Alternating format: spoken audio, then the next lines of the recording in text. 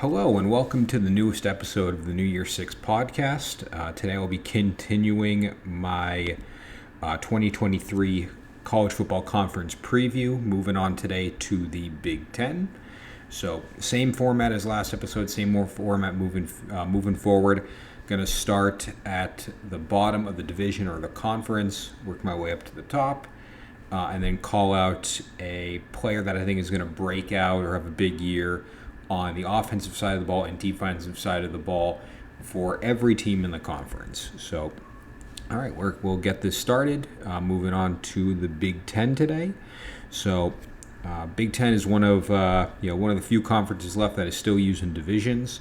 So, I'm going to start in the Big Ten East today. So, 7 teams in the Big Ten East. And to kick it off, this is pretty easy. Really, the division is broken up into 3 tiers. You have your struggle bus teams, you have your middle of the pack choices, and then you have your contenders. So let's kick it off at the bottom of the division here, and this is one of the 2 teams I think in the East is gonna struggle mightily this year, and that will be Rutgers. So I got Rutgers coming in 7th place in the East there, last in the East. Shiano in year 4, I think they want that and are expecting that jump. I don't think it happens anytime soon. I think they take a bit of a step back this year.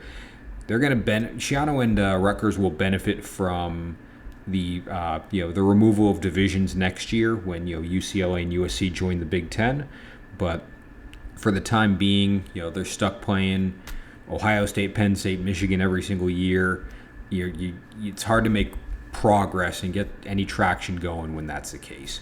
So another tough year for Rutgers. I think they end up at the bottom of the division, but we'll see what Shiano can kind of do long term. Looking at the offensive side of the ball, I don't think they're going to be too bad offensively. I think Gavin Wimsatt has some potential at quarterback. I think he'll end up as a middle of the road quarterback in the conference.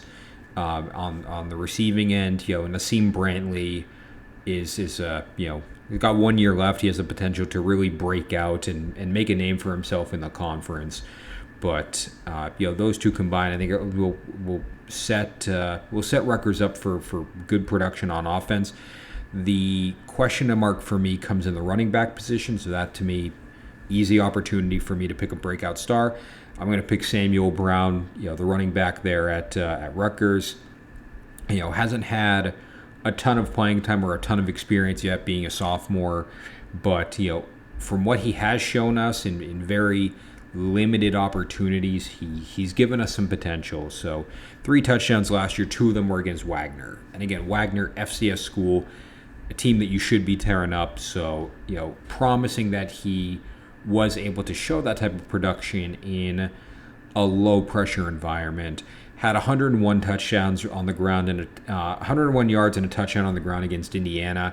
And Indiana is your other Eastern struggling school. So, if you can go toe-to-toe with them over the course of a few years, you build yourself up and potentially be one of the better backs in the conference. So I think this is a year where Samuel Brown V, breaks out, showcases what he's capable of, showcases, that he can hold down the fort as, Rutgers, de facto leading rusher, and, helps establish the running game more than we've seen in the past. On the defensive side of the ball, I actually like this defense quite a bit when it comes to their returning production. I think if Rutgers is going to surprise a few people, it's going to be because of their work on defense.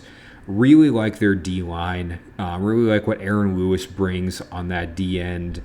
Wesley Bailey on the other side is again, another force to be reckoned with. So this D-line could be pretty special. I really like the linebacker group as well. Deion Jennings, Tyreen Powell, and a lot of experience there, a lot of returning production on the defensive side of the ball. So I expect a lot of low-scoring games from Rutgers this year on both sides. But the defense is going to hold down the fort, And and any upsets, any surprises to the record are going to be because of the work the defense does. I think the secondary is a little bit behind the other two position groups on defense. I like their safety, their Desmond Igbinosun. But really outside of that, you can make an argument for Robert Longerbeam, being a solid cornerback there in their secondary. But for the time being, I think that's going to be their weak point. I think that's where your breakout star comes from, just out of necessity.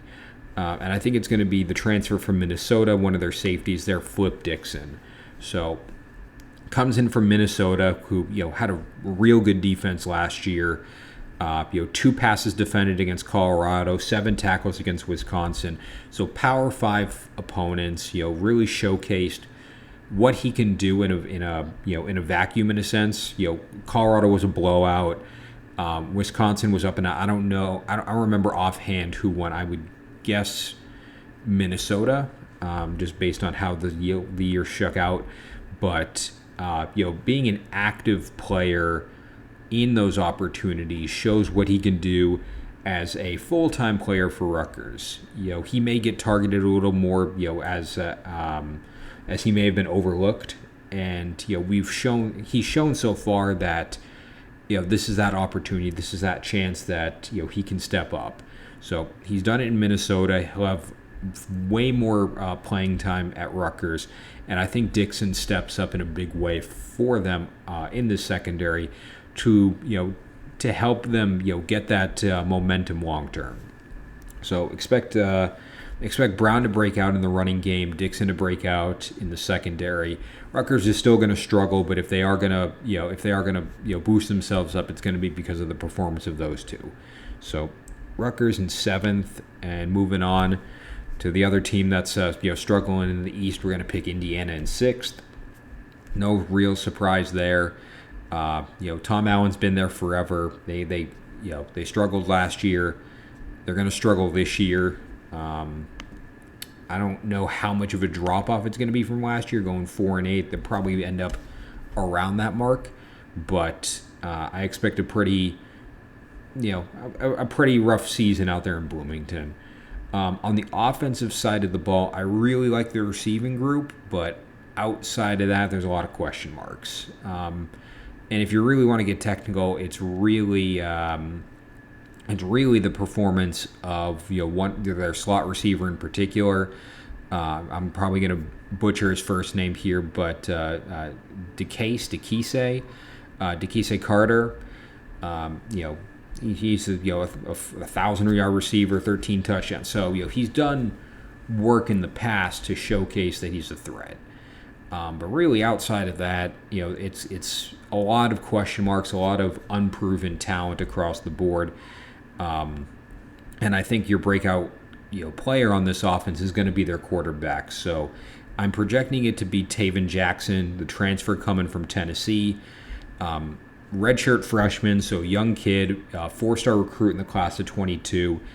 Big opportunity for him. And this is the pros of the transfer portal. A guy like Jackson can go to Tennessee, find out that he's not going to start, he's not going to find a path forward for himself, goes to a lesser program and gets a huge opportunity. He's going to be starting at a Power 5 program for 2, 3, 4 more years, and this is his chance to make the most of it.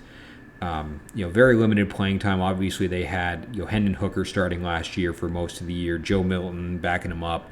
So, looking at the opportunity that Jackson has here at Indiana is huge.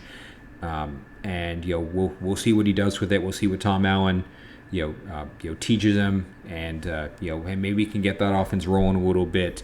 Get him to surprise a few folks and a few teams out there. But I think Indiana's gonna have a rough go of it. I expect an opportunity for Jackson to break out. On the defense, good front six in their 4-2-5 scheme.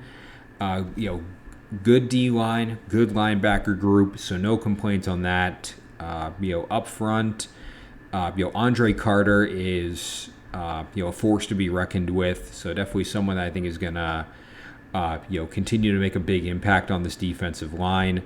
The linebacker group is good again. It's Aaron Casey is coming back. As that central leader in the linebacker group.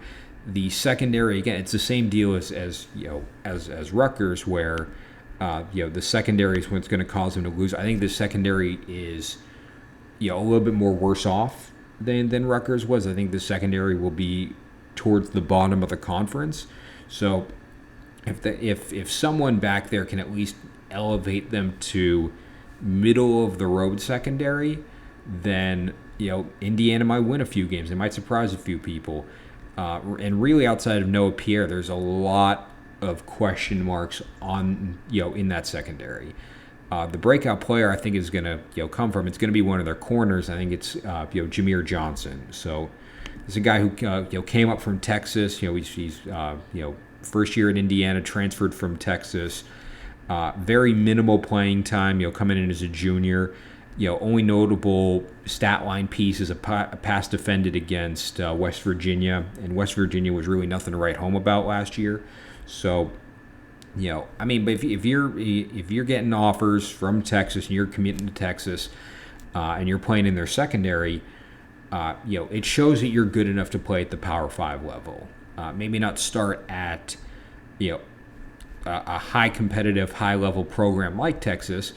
But that if you can play there, you can pretty much play anywhere. So I expect Johnson to come in, make an immediate impact for Indiana. Really develop their secondary over time. I'm sure he'll be back next year as a staple as a staple piece to that secondary. But for the time being, this is where Johnson and Jackson have big years and showcase why they're the guy for Indiana. All right, so. Rutgers 7th and Indiana 6th in the East. Now moving on to 5th, these are teams that are gonna, they'll make bowl games. Realistically speaking, they shouldn't have any problem with that.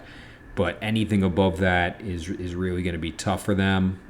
They may get an upset or two along the way, but ultimately speaking, you could flip either of them, and you can flip Rutgers and Indiana. You can flip these next two, and you can flip the final three, and I would understand.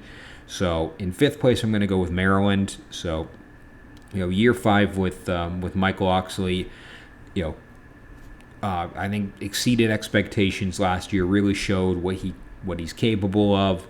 I expect pretty similar results this year compared to last year. If you look at this team from top to bottom, it's a loaded offense. Talia's back at the quarterback spot. One of the best quarterbacks in the conference. Good receiving room. Guys like Tyrese Chambers.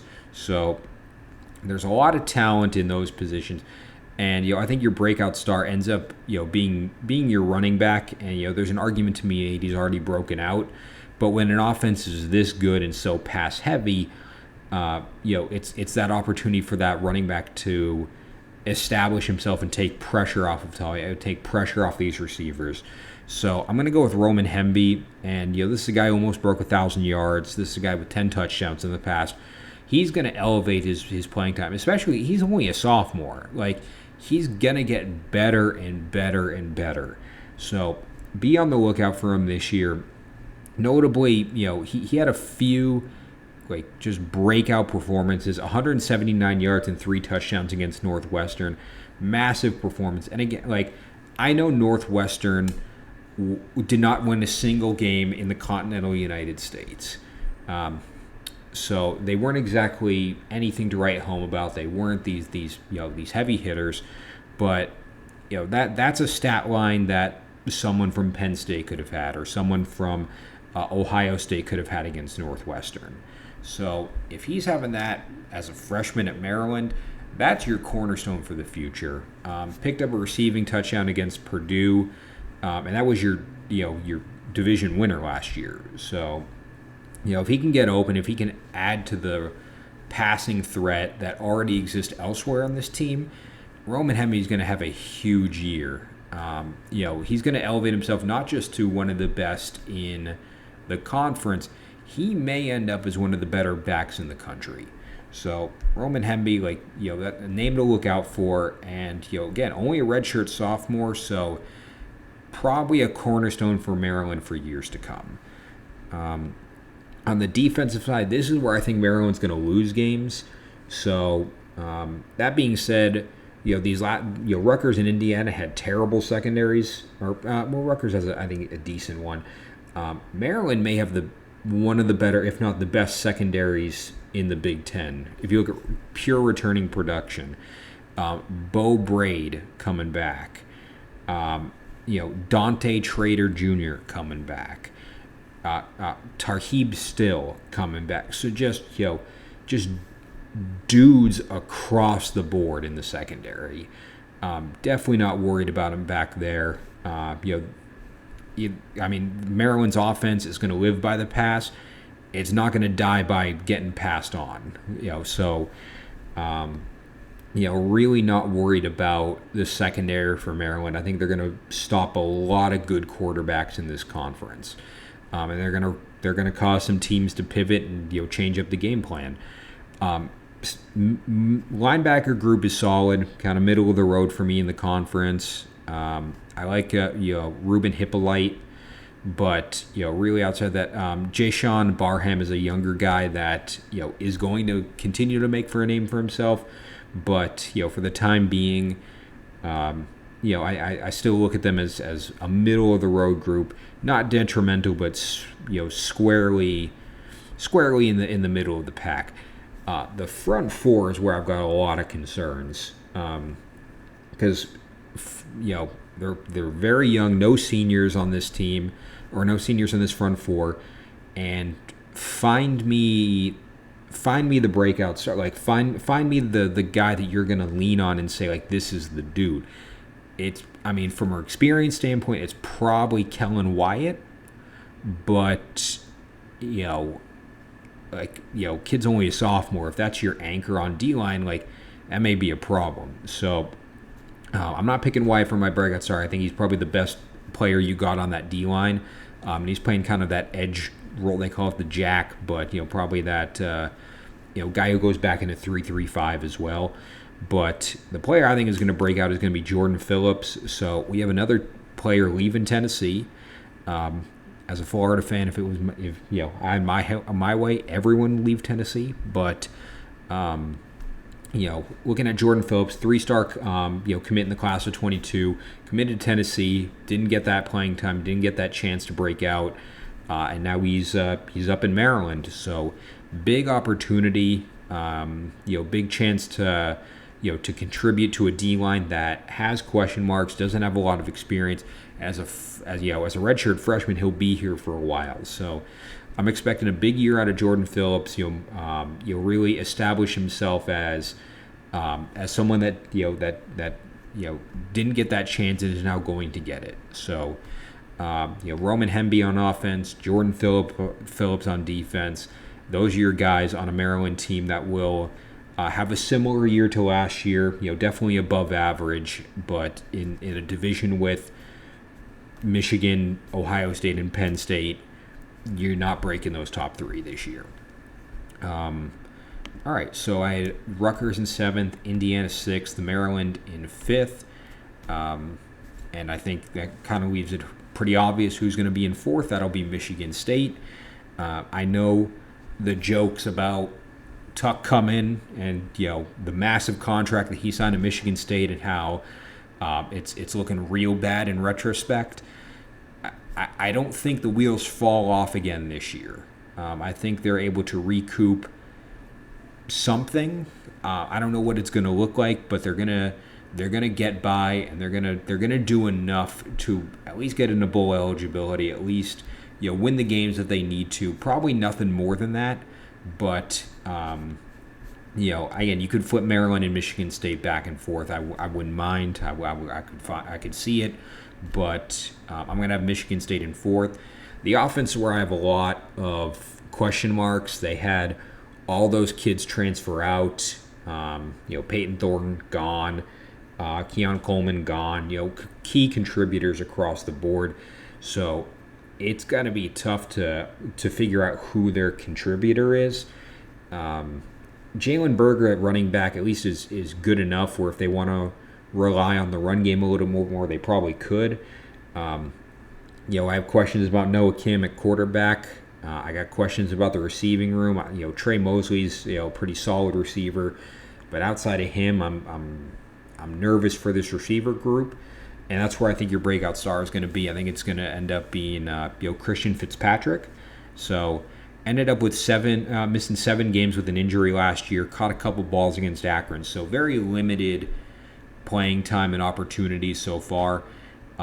With the receiving room being as depleted as it is right now, this is where you make your mark if you were one of the guys watching from the bench last year.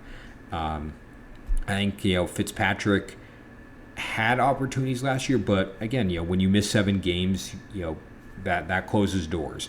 If he's healthy this year and he's starting this year, he's going to make an impact for Michigan State. They're going to be lucky to have him out there.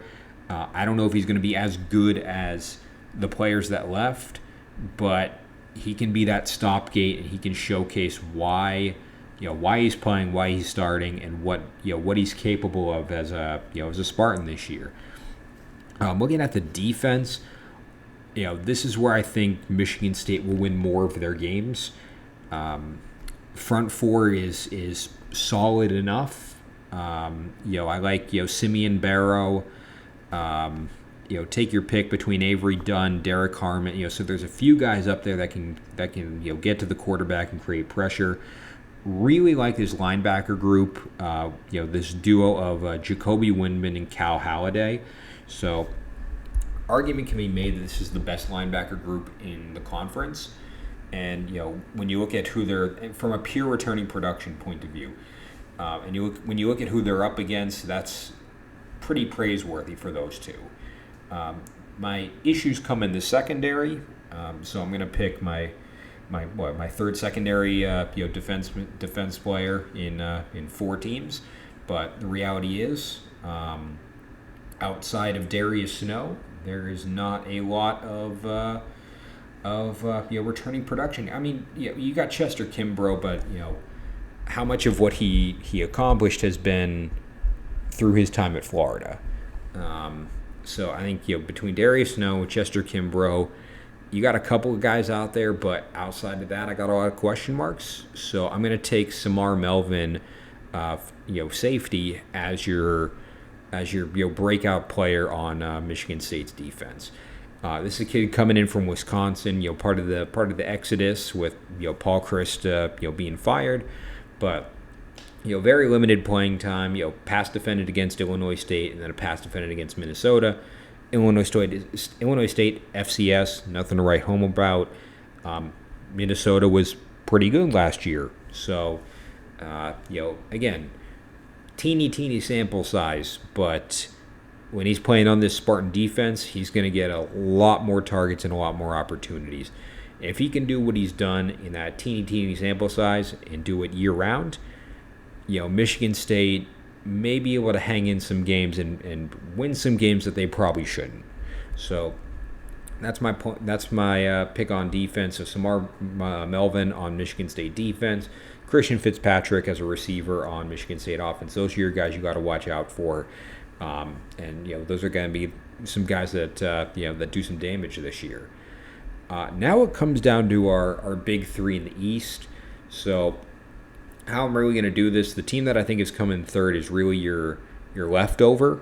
There's no nice way to say it. It's been Penn State the last few years where they've gone 7-2, 7-2 in conference for however many years at this point. And they just can't get over that hump.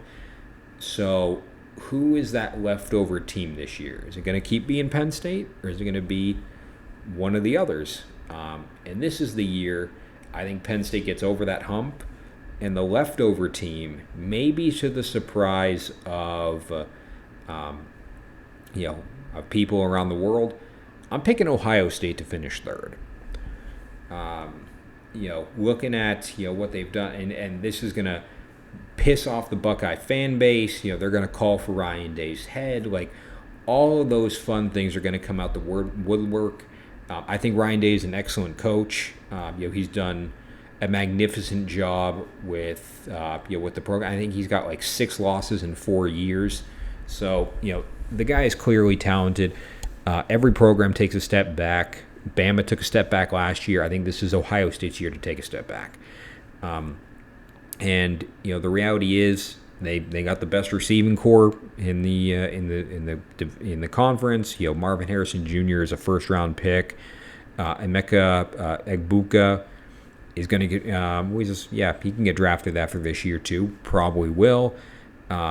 Mayan Williams at running back is one of the best running backs in the conference, if not the country. So on offense, the breakout player is pretty easy. It's going to be whoever wins this quarterback battle. I think it's going to be Kyle McCord. So 4-star recruit in the class of 21. When you're behind C.J. Stroud, you're not going to get a whole lot of playing time. Only notable stat line is 115 yards and a TD against Toledo. But again, Toledo being an above-average Group of 5 team, so no disrespect to what they're doing doing over there in Toledo, but it's not Michigan or Penn State. So, McCord's going to need time to settle in, or whoever ends up winning it. I still think it's going to be McCord. He's going to need time to settle in. Fortunately, he's got Indiana week 1. I don't remember if it's on the road or at home offhand, but not the toughest opponent, but still Power 5 experience up front. So big chance for McCord out the gate. If they are going to end up leapfrogging Michigan and Penn State, it's going to have to be because McCord balls out and performs at C.J. Stroud levels. That's easier said than done. Coming from going from a first round quarterback to kind of an unknown, but if he's capable of it, if he proves he can do it, then Ohio State may end up back on the mountaintop of the conference, if not all of college football. The defense, I think, is where collectively everyone watching has a little bit more questions and concerns. I like the linebacker group. I like Tommy Eichenberg. I like Steele Chambers. So no real issues there. I think the D line is it's fine. It's kind of average. They got a few players out there. Jack Sawyer, who's kind of in that they have him listed as a jack. I assume that's kind of like an edge role. This is going to be a name I butcher, so I apologize. JT. Tuimoloa. See if I got that. But the two of them are backbone pieces.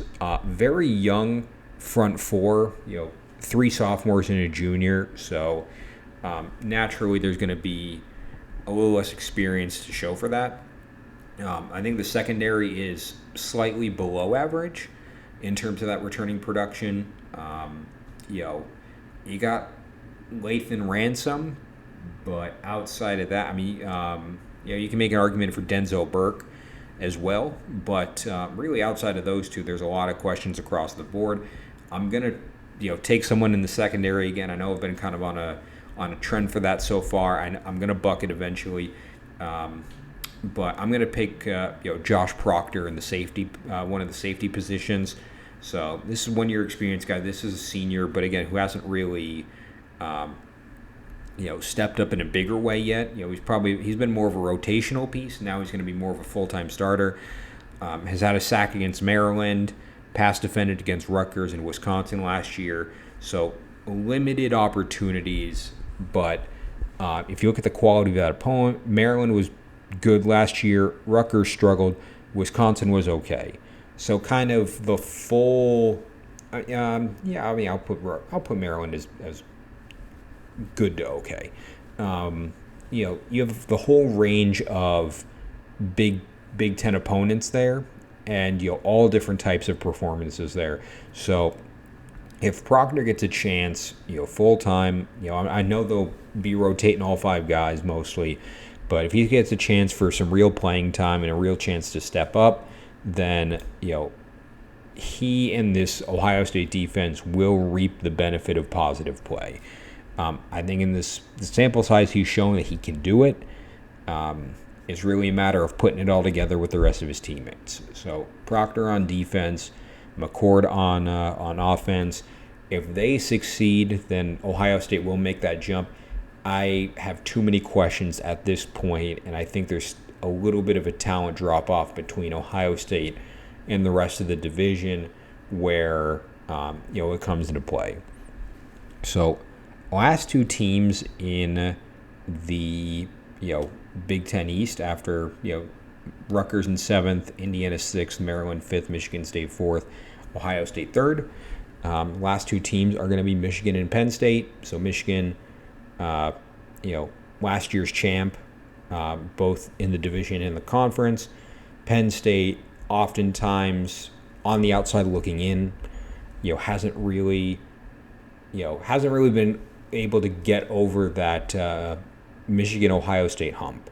So looking at this year, between those two, who wins the division? Who wins the Big Ten East? Who goes to the conference championship?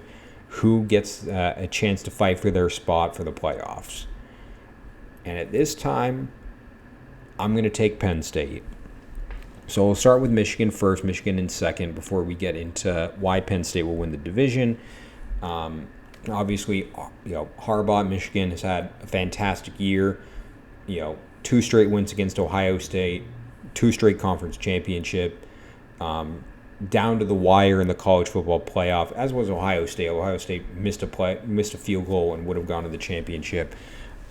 Michigan ended up losing by like a score. That was back and forth across the board, but they could very easily win the division this year. They could very easily end up back in the conference championship and winning it this year. But I just like Penn State a little more, and they'll get into it shortly. On the offense, obviously you got Blake Corum, best running back in the division, probably best running back in the conference, arguably the best running back in the country. So no problem there with the offense that they run. I like J.J. McCarthy at quarterback. I think he's easily top 5, probably closer to the top of that list. In the conference, so the breakout star is going to have to come from the receiving group. There's a few questions here and there. I think with the returning production, Cornelius Johnson is going to be that guy. But outside of him, I think your breakout player is going to be Darius Clemens. So 4-star in the class of 22. Not a lot of playing time, mainly special teams. 1 catch against UConn for 7 yards. So super small sample size. And that's the opportunity to break out a little more. I think he's going to get overlooked by defenses. There's so little tape on him so far that defenses aren't going to know how to match up with him. And he's going to shock the world. He's going to showcase why he was a 4-star, why Michigan won him, and why he's able to start at a Power 5 level at one of the best teams in the country. Looking at the defense, top to bottom, probably one of the best defenses in the conference. I don't see a weak position group anywhere on here. So it's tough to take a breakout star when literally, there's just stars all over the place. I'm looking at front 4, Chris Jenkins, Jalen Harrell, 2 guys that are gonna, rock the world this year. I'm gonna skip the linebacker group for a second because that's where my breakout player is gonna be. Looking at the secondary, Rod Moore is back. Mike. This is gonna be a rough butchering in the name here. Mike Cyan Ristel is coming back. Two talented individuals, a safety and nickelback there that are leading that secondary. The linebacker group is, I mean, probably not even questionable. It's still top 5 in the conference between Junior Colson. But I think your real breakout player is going to be one of those linebackers. It's going to be Michael Barrett. This is someone who's broken out already to a capacity. This is going to be on a national level. Like he's gonna supersede anything he's done already and really make a name for himself, like beyond the Big Ten. Pick 6 against Rutgers, sacks last year against Colorado State, Indiana, and Purdue. So, looking at what he's been able to do, in the time that he's had so far, and looking at the opponents that he played there, that sack against Purdue was the conference championship game, but everyone else, Rutgers was not good, Colorado State not good, Indiana not good. So I want to see it against top level opponents, and I want to see it for the full year. He will do it. He will have a big year based on what we've seen so far. So when we're reading this at the end of the year, that stat line is going to be pick 6 against, Michigan State. It's going to be sacks against Penn State, Maryland, and Ohio State. Like it's going to read differently, and I'm really looking forward to watching him play. But Michael Barrett on defense and Darius Clemens on offense. All right, so why Penn State will win the why the Penn State will win the division here? I think James Franklin puts it all together this year. It finally happens. Offensively, they have the pieces there. They have Dante Cephas, at wide receiver. That guy is legit, and you'll see why if you're watching Penn State this year. Nicholas Singleton, one of the best backs in the conference. So what it's going to come down to from a breakout point of view is how good Drew Aller is on offense. I think Drew Aller rises to the occasion in the biggest way possible. Looking at last year, 2 TDs against Ohio and Indiana, rushing touchdown against Rutgers. I know he came in against Purdue in week 1. I vividly remember that and how good he was. He just wasn't going to start over Sean Clifford. Sean Clifford was there 100 years, and now it's Drew Aller time in Happy Valley. He's going to rise to the occasion. He's got the weapons. He's got the pieces around him, and he's going to have a huge year for Penn State. They're gonna, they're gonna make it to the mountaintop. They're finally going to win the division. They're finally going to go back to the conference championship, and it's going to be on the back of a huge year from Drew Aller. The defense is where I have some more questions than anything. Generally speaking, I'm more confident in Michigan's defense, top to bottom. But I think the questions I have on this Penn State defense will be answered immediately. Guys like Adisa Isaac on the D-line is going to have a huge year. In the linebacker group, Curtis Jacobs and Abdul Carter have big years. Johnny Dixon at the cornerback role is going to have his fair share of opportunities, but I think your breakout star comes from comes out to be Daquan Hardy. So again, this is another guy with a limited limited stat sheet, limited opportunity, even though he is a senior. So he's been around the program forever. James Franklin has been around the program forever. He knows what he likes. He knows how to get it out of guys, and he's going to get it out of Hardy this year. Interception against Indiana, forced fumble against Michigan. Indiana, you take it or leave it, but I don't know who that forced fumble was against Michigan off the top of my head. I don't know if it was against Corum or McCarthy or one of those receivers, but that's a pretty big play. So, expect a big year from Hardy. Expect him to hold down that secondary. This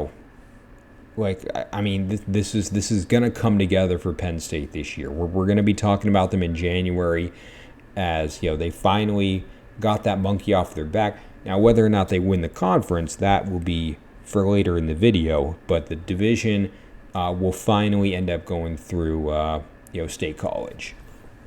All right, so to recap, Rutgers 7th, Indiana 6th, Maryland 5th, Michigan State 4th, Ohio State 3rd, Michigan second, and Penn State in first. So moving over to the Big Ten West, generally speaking, the Big Ten West is a lot more balanced. It's a lot of trial and error, kind of just shot in the dark who's going to win, and that was the case last year with Purdue. It's been the I think Northwestern has won it in the past. Minnesota, Wisconsin, Iowa. Like, it's been just a hodgepodge of anyone's game. So with that in mind, let's take a shot at the Big Ten West here. So generally speaking, I think these bottom two are fairly interchangeable. It's kind of the opposite of Penn State, or it's kind of the opposite of the Big Ten East, where they have the same deal with the bottom two, but in the West, you got three in the middle that I think are gonna kind of fight for positioning, and you got kind of two at the top that I think are gonna battle a little bit more.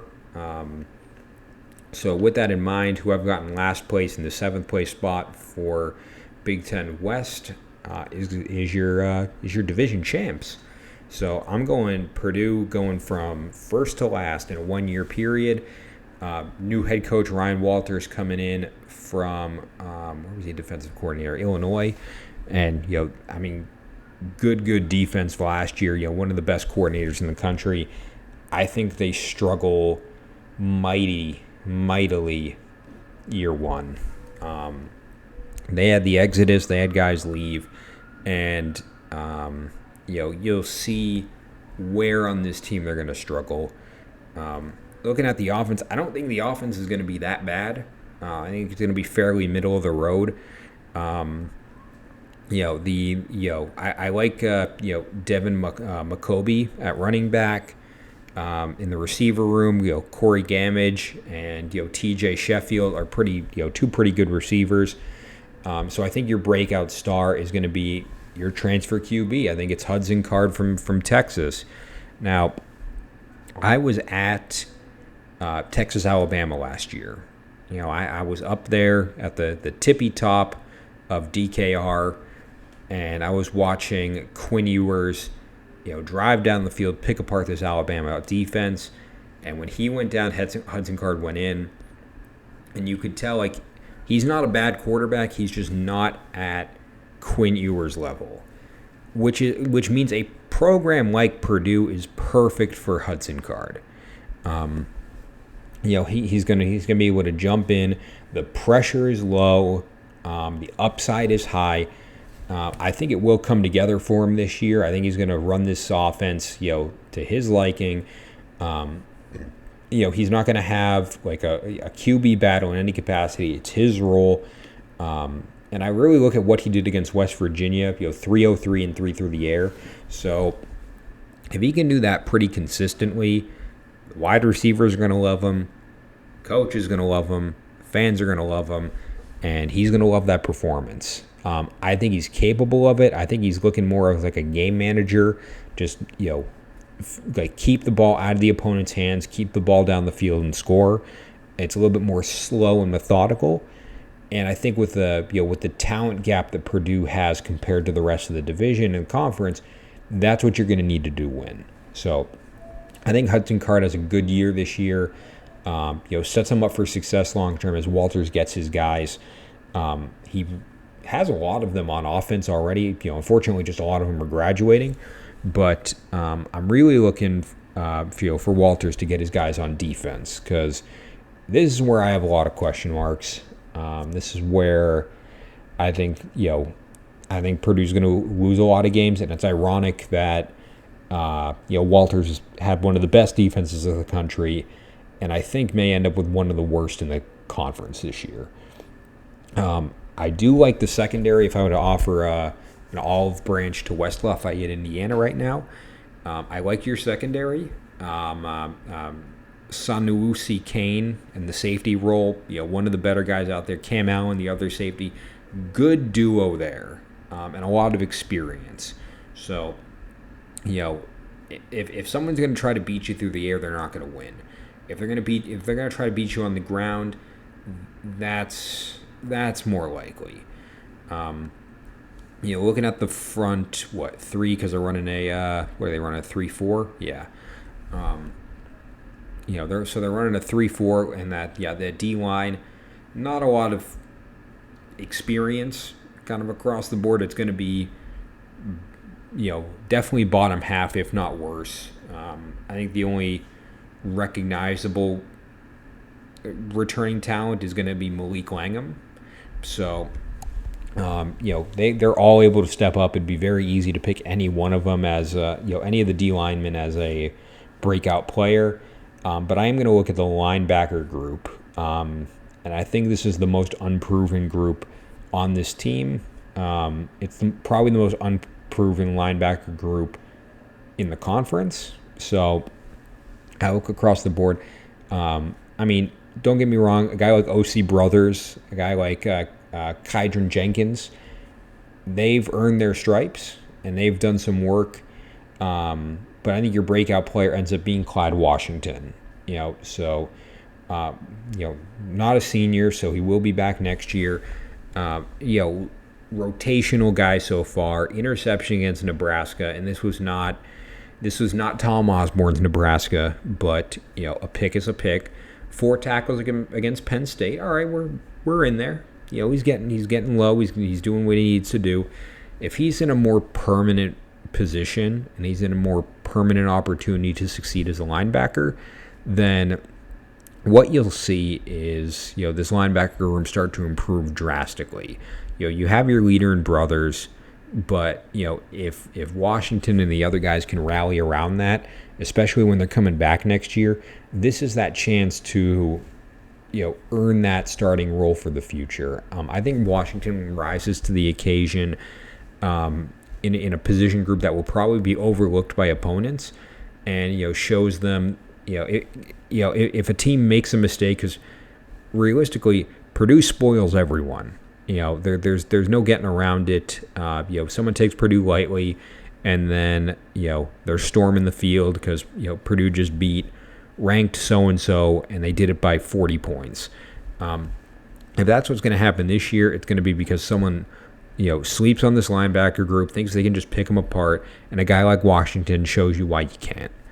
I don't think it's going to happen too often. I think Purdue is in year one of the rebuild, but with that in mind, a guy like Hudson Card, a guy like Clyde Washington can put it together and help make a special year for Purdue. So I have Purdue in 7th, and then it's going to be, probably the smartest students in all of Division One. Is that disrespect to Stanford and or Rice? Not intentional, but the Vanderbilt of the Big Ten here, Northwestern. So Northwestern struggled highly last year. It was one of Pat Fitzgerald's worst seasons ever. They did not win a game in the continental United States. They were undefeated in Ireland, and they are the only team that can say it last year. They're not playing there this year. I think it's Notre Dame Navy, but 1-11 is not the expectation of Northwestern, and they're not a powerhouse by any means. But you got to do more than that. I do think they will end up doing more than that. I think they end up winning a few more games this year than last year. I think they have the pieces to do it, especially on the defense, and I'll get to that in a minute. But on offense, Ben Bryant coming in is going to be, at least in my eyes, a pretty substantial lift for Northwestern. He could end up being one of the better quarterbacks in the conference, at least showing what he's done at Cincinnati. Got a few questions around Cam Porter and that running back role. In a running back heavy conference like the Big Ten, I don't know how he stacks up compared to, again, like a Penn State or an Ohio State or a Michigan, that are guys coming back that, may end up going in the first round next year. But I mean, ultimately, the most unproven room on the offensive side, and I don't transparently, I don't evaluate offensive linemen. there's not a lot of info out there on them. That could change in the future for me. I could, put them in these previews for next year, but for the time being, I'm just going to stick with skill positions. So, with that in mind, the position group that is the least proven at Northwestern is going to be the receivers. And with that in mind, the guy I think is going to break out the most will be A.J. Henning. So it's a transfer from Michigan, clearly here to play school. If you go from Michigan to Northwestern, you got to have a brain on that body. So good on him for making that career choice. But transfer from Michigan, four catches against UConn last year, and I'm sure they were in more of a relief role. So, because then, Michigan beat the brakes off UConn. I don't remember how much it was. But, if Henning gets a more, permanent role in this Northwestern offense, he's going to be used more in the slot, I believe. So, if he's out there often and he's got a good quarterback in Bryant, that's no shade against, J.J. McCarthy or Cade McNamara, whoever was throwing to him in that UConn game. If Ben Bryant can consistently move the ball and get it into his hands, A.J. Henning's going to have a good year. So he's going to put it all together. It's almost like he'll put it together because someone in this receiving corps has to.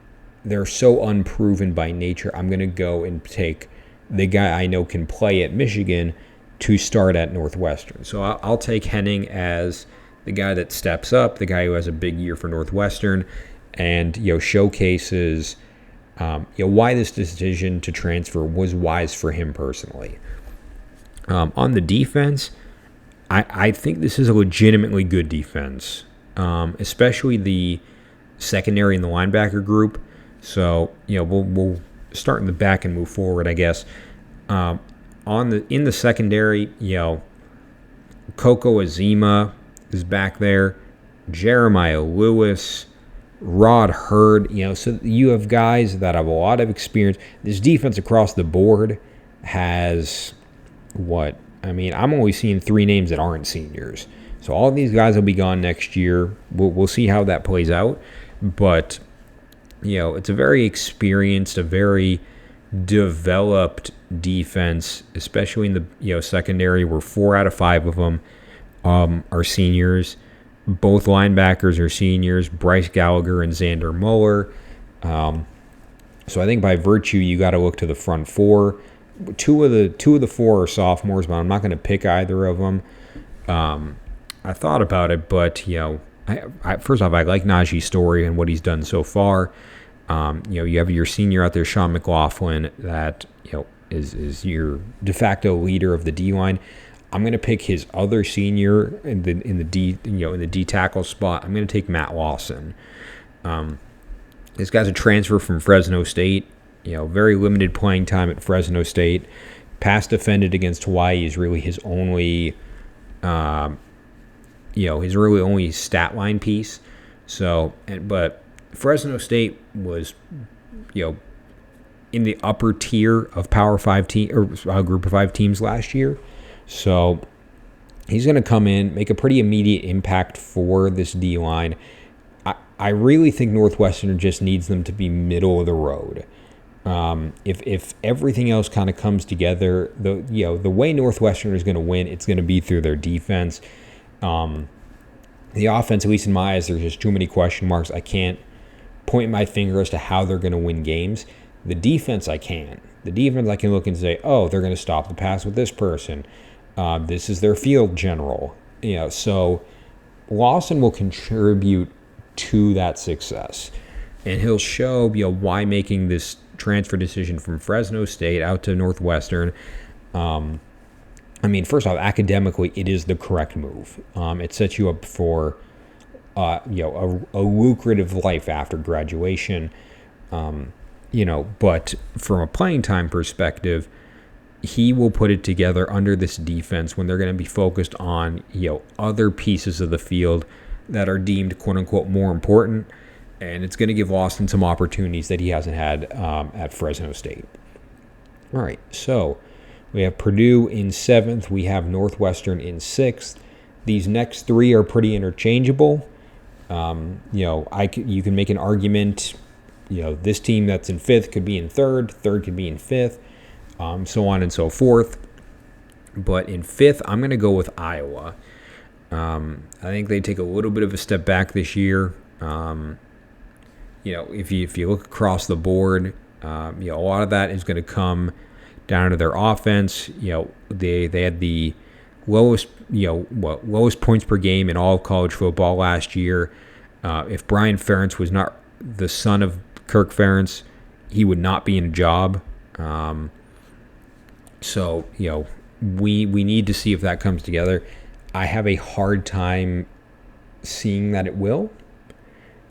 Just personally speaking, it could in pieces, but the concern really comes down to the receiving room or the receiver room, and that's again they don't run a lot of of passing plays. So it's interesting that Cade McNamara comes in from Michigan, is going to take over. You have Caleb Johnson, who's a pretty solid running back there. But okay, you have Cade McNamara out there. Who is he throwing to? Yeah, when was the last time? Iowa produces tight ends. I'm not taking that away from them. I like Luke Lachey in that tight end spot. I think who came over with McNamara was it Eric All that also came over. So I don't think Eric All is actually going to start. I think it's going to be Luke Lachey. But outside of your tight end, who is his target? Cade McNamara had some guys at Michigan. Who is that guy at Iowa? That's what we need to find out this year. I do think they end up leaning on Deontay Vines, and that's your breakout player. Again, very limited sample size. 3 catches against Wisconsin last year, 23 yards against Kentucky. I think that was their bowl game. So, teeny tiny sample size, but when you have Cade McNamara in there, who's a better QB than anything Iowa's had under Brian Ferentz, it's going to create opportunities for these receivers that they didn't have. Deontay Vines should have a pretty big year. He should be target number 1. I don't know about that. He should be, one of the top targets. Let's course correct. It should be a top target for this Iowa receiving room. I think your top target is going to be a tight end, but if you're looking at the receiver 1 or receiver 2, Vines will be one of them. So, we'll see what happens when he has McNamara passing to him. We'll see what happens when, hopefully the offense ticks it up a little bit, because the reality is, with that, I don't remember what the clause is, but I know Brian Ferentz has a points per game clause in his contract that if he doesn't meet it, he will be fired. I can't imagine Kirk sticking around if Brian gets fired. So, interesting times ahead over there in Iowa City potentially. But, I think they're going to have to up-tempo a little bit more. I think they're going to have to throw a little bit more. And if they are, they're going to have to throw to Vines. The defense, never really any questions on the defensive side of the ball for Iowa. Best D-line in the conference, Logan Lee, Noah Shannon, Joe Evans, ton of experience coming back with that senior class. Good secondary across the board. Cooper DeJean, Quinn Schultz. Just a world of talent back there that,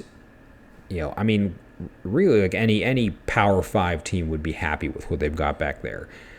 If there are going to be any questions about this defense, it's going to be from the linebacker room. It's not going to be from Nick Jackson.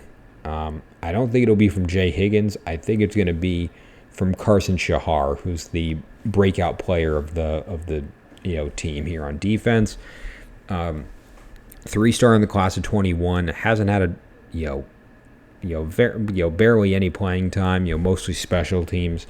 and presumably now he's going to be stepping into a larger role, presumably as a starter. So can he pull it together? Can he step up? Can he showcase his talents when the lights are the brightest? I think he can. I think the pressure of the front four is going to open up a lot of opportunities for these linebackers, whether they play back with the secondary and add to that talent, or they come up and add pressure. But the Iowa defense is never a problem from top to bottom. I think Shahar has a big year, and again, one of the youngest guys out there on defense. So huge opportunity for Shahar to step up, earn that starting spot, and when all these seniors leave, he'll be a leader next year with a lot of experience. So look out for Carson Shahar on defense and Deontay Vines on offense. All right. So Purdue in 7th, Northwestern 6th, Iowa 5th. Heading into 4th place, we got a team that struggled last year. That gives it away. New head coach, that gives it away. We're going to go with, year one of the Matt Rule empire at Nebraska. I think they end up in 4th place. Looking across the board, Matt Rule has really built up every program he's ever been at.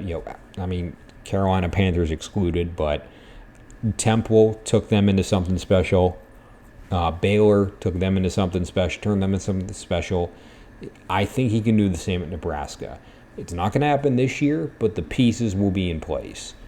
I like Jeff Sims coming in from Georgia Tech. I think that's an opportunity for an upgrade at quarterback play that they haven't had in a while.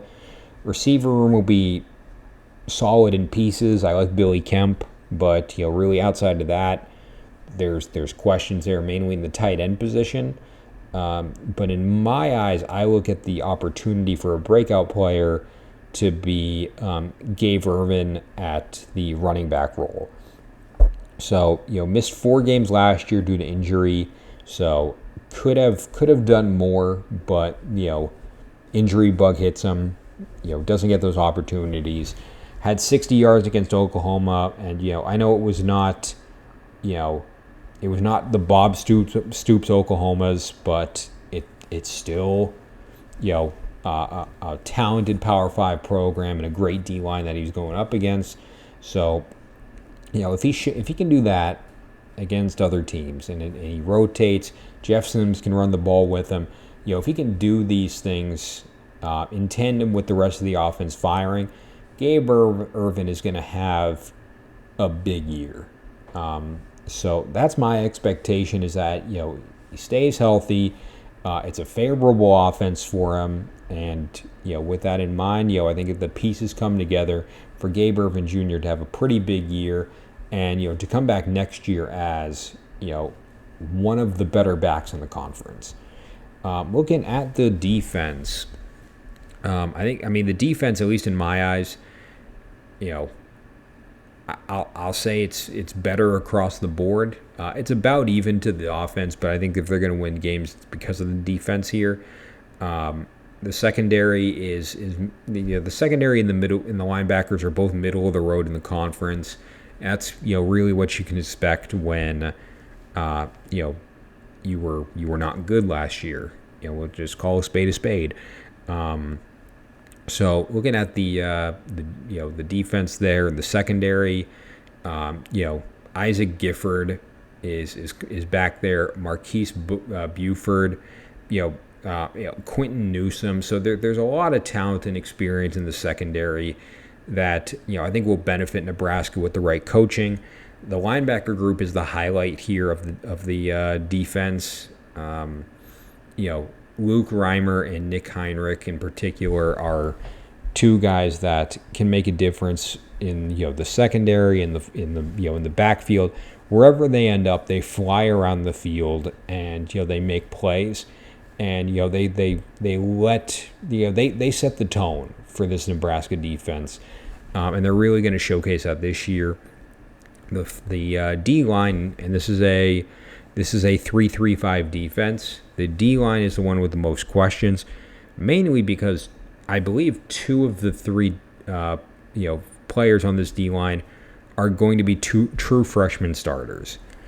Not Ty Robinson; he's the only one with any experience. But your breakout player is going to be one of these two. It's either going to be Cameron Leonard or the one that I end up picking. I picked, Princewell. I should know how to say this name. Umemielen. I should know how to say this name because I believe his brother is Princely Umemielen, edge rusher for the Florida Gators. So I should know that name, and should be able to get it out without the struggle there. So 4-star recruit in the class of 22. Immediate impact opportunity, for this Nebraska team. Huge get for Matt Rule in year one. I picked him just because he's a higher ranked D lineman than Leonard was in the class of 22. So immediate chance to be a 4-year starter for this Cornhusker defense. And could be someone that puts it all together for them and helps them establish themselves as, like, right now, there's too many question marks. I have to say they're probably the worst D-line in the division or in the conference because I don't know how good these freshmen are. If they're really good and they live up to that expectation, Nebraska's going to be back sooner than probably they expect. All right, so look out for Umemielen on the D-line. Look out for Gabe Irvin Jr. in the running back room. And, that'll be the reason why. I mean, Nebraska, I anticipate them to make a bowl game this year. I expect that much, and I think that's a reasonable expectation. And players like Irvin and Umemielen will be the reason why that's the case. So, recap, Purdue in 7th, Northwestern in 6th, Iowa in 5th, Nebraska in 4th, leaves us to our top 3. But again, it's really Iowa and Nebraska and the next team are kind of in that tier of their own. And with that in mind, I'm going to take Illinois as the team coming in 3rd. Really stepped up last year in year 3 of Brett Bielema's reign as head coach. Lost a lot of production to the draft. Guys like Chase Brown are gone. Devin and Witherspoon are gone. So holes to fill. Not impossible, but more question marks this year than there have been in the past. Starting on offense, obviously the whole offense went through Chase Brown. I don't know what they're going to do this year. If you're looking at returning production, the receiving room is the best, and I'm not super high on it. I like Isaiah Williams in the slot, but outside of him, there's some question marks there. You got Altmaier now at QB, but again, question marks there, not a ton of playing time or experience. But I think your biggest question mark ends up being the running back room, knowing that you relied on it so heavily last year.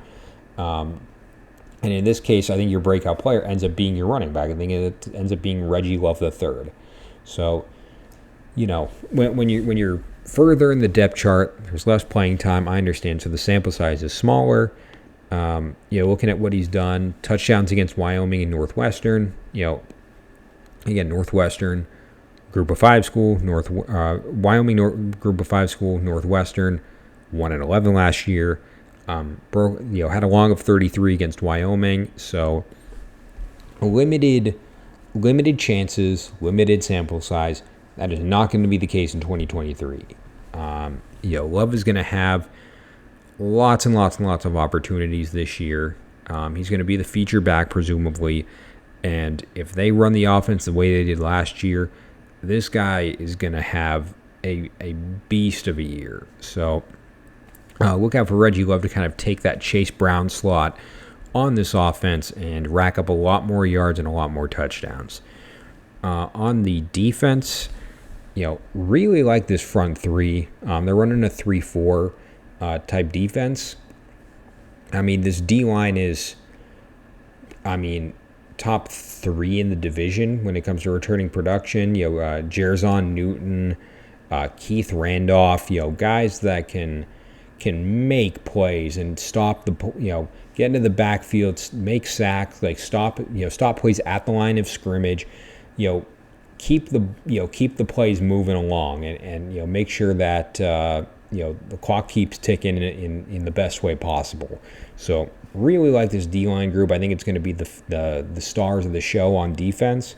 But really outside of that, I don't know where you go if you're Illinois. The linebacker room, a lot of holes outside of Tariq Barnes. You can make an argument for Seth Coleman as well, but I don't know where you go from there. Not a lot of experience coming back, not a lot of opportunities in that sense. The secondary is even less experienced. Your most experienced guy from a production point of view is Tavion Nicholson, who hasn't shown a lot, let's say. But I think your breakout player, it's going to be in the secondary, just by virtue of the secondary is going to need to step up and fill the holes left. And I think your guy is going to be Matthew Bailey. He did end up with 3 interceptions last year, one against Virginia, one against Iowa, one against Mississippi State. So, and Mississippi State's their bowl game. So, UVA was nothing to write home about. Iowa was, the Iowa offense kind of speaks for himself. And I don't recall the bowl game offhand against Mississippi State. I know that was post Mike Leach passing away. I'm not making excuses for any of it. I just want to see that sample size continued into 2023. I want the caliber of those opponents to go up. And he had passes defended against Wyoming and Iowa. So, I want this to say, interception against Nebraska, Minnesota, and Wisconsin. When it says that, Matthew Bailey has arrived. I don't think he's there yet. I think he will be there this year. And I think it's by virtue of someone is going to need to step up on this secondary with all the holes that are available right now. So I think Bailey has a big year on defense. I think Love has a big year on offense. And Illinois is in the thick of it for the majority of the year. They end up back in a bowl game, and kind of right where things are comfortable for Bielema. All right, so to recap, bottom 5: Purdue in 7th, Northwestern 6th, Iowa 5th, Nebraska 4th, Illinois 3rd. That leaves our final 2 in the division. So we have Minnesota and Wisconsin left. Kind of a tale of 2 different schools. You got Minnesota there with PJ Fleck, who's been there for 7 years now. Consistently churning out a good program. You got Luke Fickell in year 1, taking out a Wisconsin team that underperformed last year and wants to raise them back to division dominance. So, who does it? Who's going to be the one to win the Big Ten West and face Penn State in the conference championship game?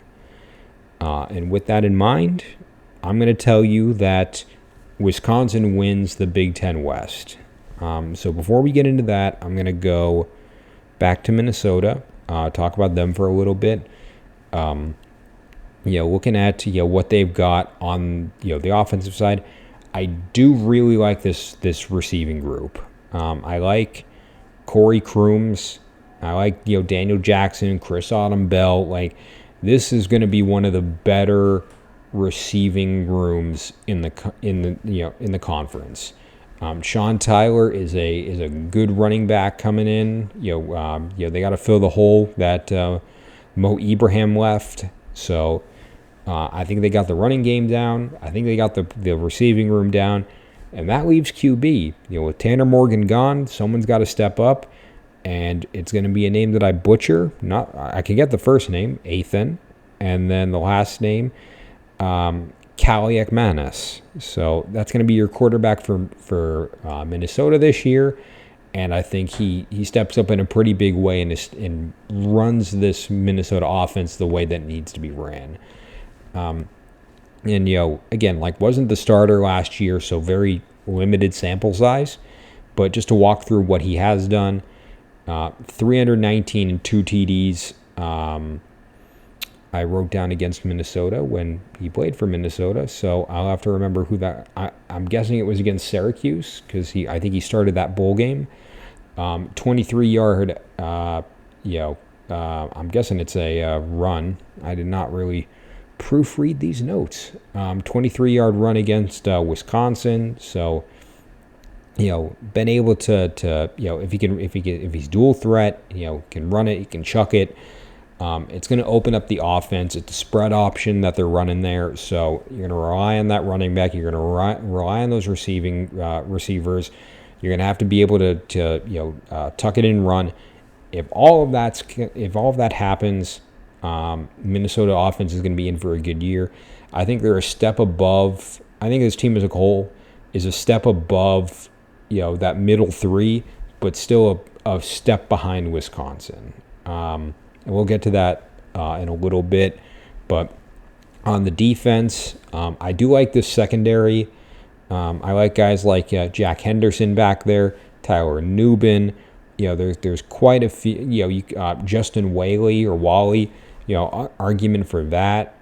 I think this ends up being, at least a middle of the road secondary, and that evolves into one of the better ones in the definitely in the division, if not the conference.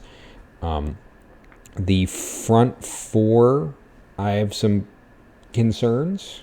I like Kyler Baugh, but really outside of him, not a lot of permanent experience there. Baugh is your only senior on this defense. Everyone else is, or only senior on this D line. Everyone else is a sophomore or a junior. So, with that in mind, that's something to take into consideration. But I want to look at the linebacker room, and, I like Ryan Seelig. I like Cody Lindenberg, but they are, but what is it?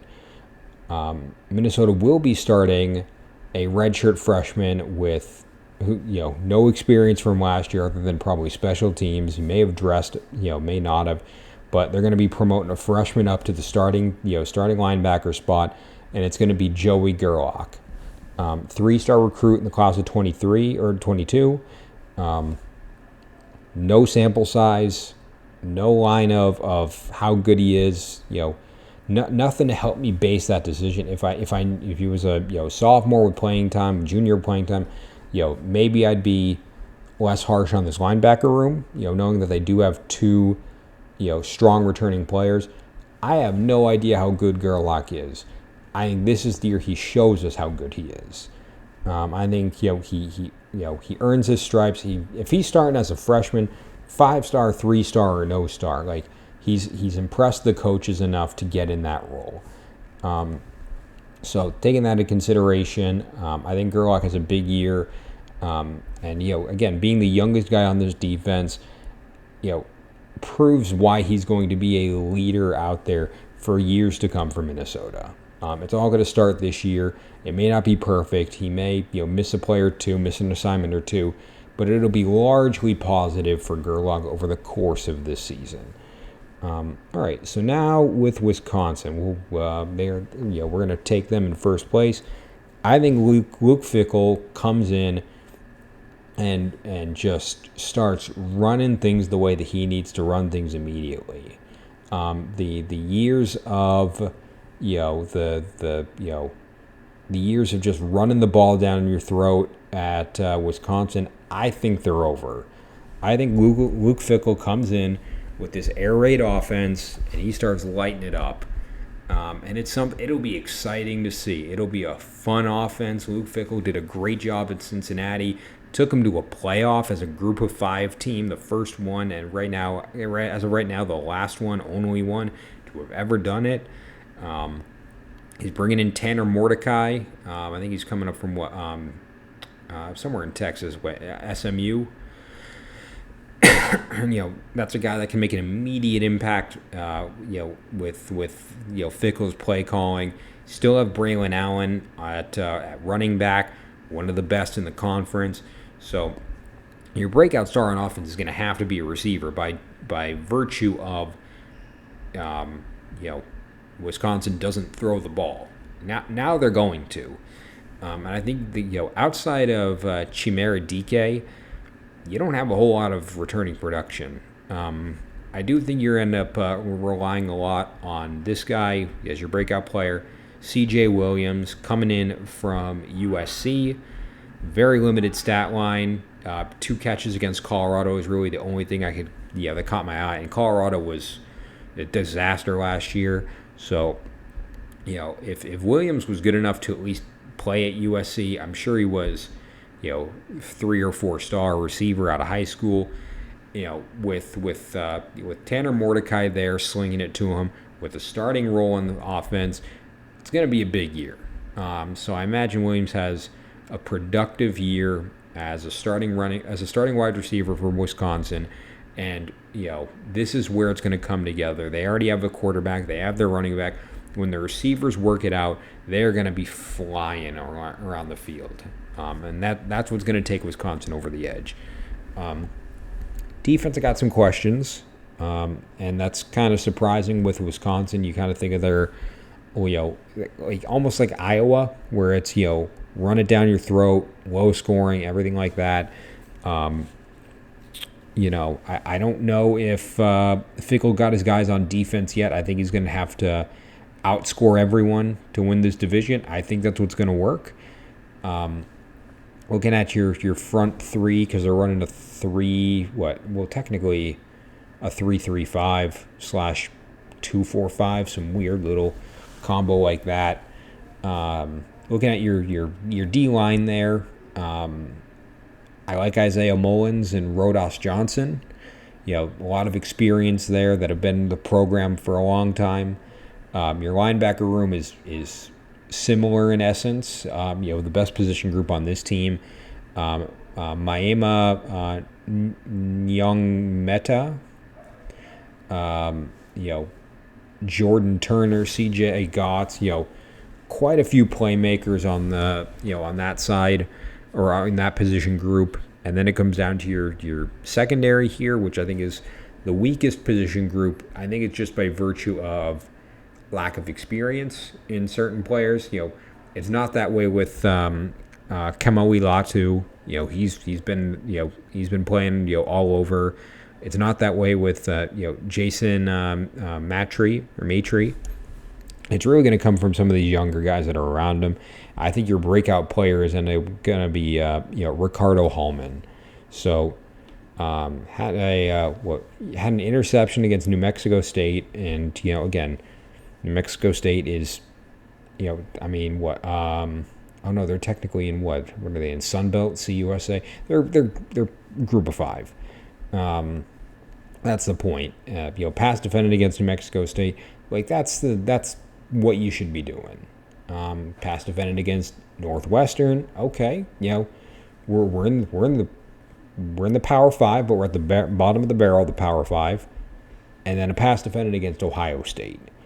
Now Ohio State is jumps off the page a little bit. You're like, oh, really interesting.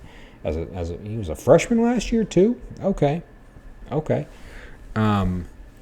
think he's going to be more of a staple cornerback for this Wisconsin team. I think he's earned his starting role, to my understanding. As a result of that, he's going to be flying all over the field. I'm sure he's going to get targeted when you look at who else is out there on this secondary. So, I expect a big year for Hallman. I expect him to, to be a contributor. I think if he wasn't going to be a contributor, he would have transferred away. I'm sure Fickell wants his guys there. And if Hallman saw the writing on the wall, said this ain't it, he could go anywhere in this country and be a contributor too. I think it's a statement that these guys who stayed with Wisconsin did. It means Fickell has trust in them. He can develop them into what they can be. And really looking forward to watching Hallman in the secondary, Williams in the receiving room, and helping them all put it together for Wisconsin. So To recap the West, Purdue in 7th, Wisconsin 6th, Iowa 5th, Nebraska 4th, Illinois 3rd, Minnesota 2nd, and Wisconsin winning the division. And that leaves a conference championship between Penn State and Wisconsin. So Penn State getting over the hump, outlasting Michigan and Ohio State. Wisconsin putting it all together with a first-year head coach and making it to Indy. Who ends up taking the crown? Who ends up winning a game between Wisconsin and Penn State? I'm going to pick Wisconsin. I'm taking Wisconsin to win the Big Ten. I think Luke Fickell comes in and works wonders immediately. I think this air raid comes together, the likes of which Madison has not seen probably ever. And the world is not ready for a high-powered Wisconsin offense. That's what's going to happen this year. The defense will be good enough to outlast Penn State and their high-powered offense. It's going to be a high-scoring affair, which I don't think anyone thinks about that when they think of the Big Ten. That'll be the case with Wisconsin-Penn State, but Wisconsin is going to take the crown. Whether or not, where they end up afterwards, I'm going to save that for another video. But thank you all for watching today. Tune in next time for my Big 12 conference preview. Got 4 new teams there. Got 2 with the foot in the door heading to the SEC. Who's going to take that one? Find out next time on the New Year's 6 podcast. But until then, thanks for your time and have a great rest of your day.